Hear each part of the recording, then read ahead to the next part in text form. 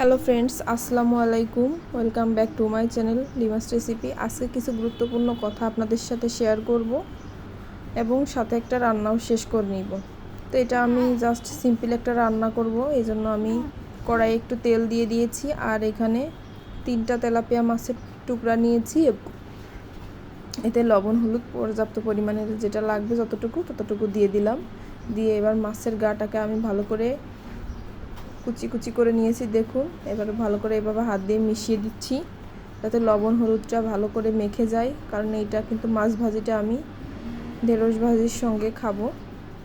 তো এরপরে আমি মাছ 3টাকে কড়াইয়ে দিয়ে দিয়েছি এবং সুন্দর করে তেলের ভিতর ডুবিয়ে দিয়েছি যাতে মাছটা ভালোভাবে ভাজা হয়ে যায়। তো দেখুন, মাছটা ফ্রাই করতে করতে এবার আসি আসল কাজের কথায়।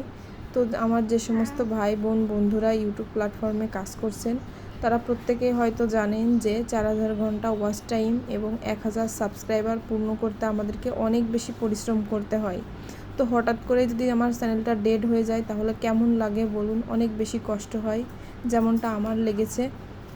তো আমি কিন্তু শারীরিকভাবে অসুস্থতার কারণে আপনাদের সামনে রেগুলারলি ভিডিও আপলোড দিতে পারি না, যার কারণে আমার কিন্তু অনেক ভালো একটা চ্যানেল, তো সেই চ্যানেলটাও কিন্তু আমার ডেড হতে বসেছে। তো বাকি কথাটা পরে বলছি।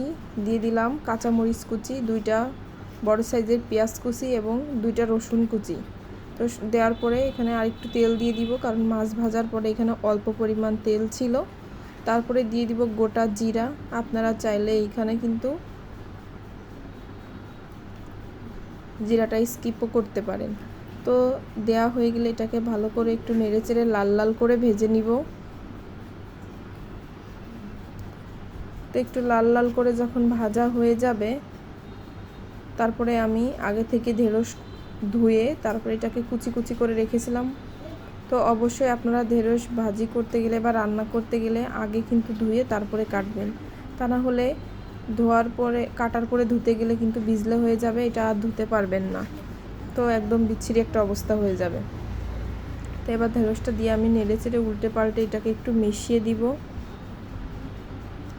তো আপনারা চেষ্টা করবেন রেগুলারলি ভিডিও দেওয়ার জন্য। আর কোনো সমস্যার জন্য যদি ভিডিও রেগুলারলি না দিতে পারেন, তাহলে অবশ্যই চেষ্টা করবেন যে মাসে কম করে 4-5টা ভিডিও দেওয়ার জন্য, তাহলে কিন্তু চ্যানেলটা ডেড হবে না।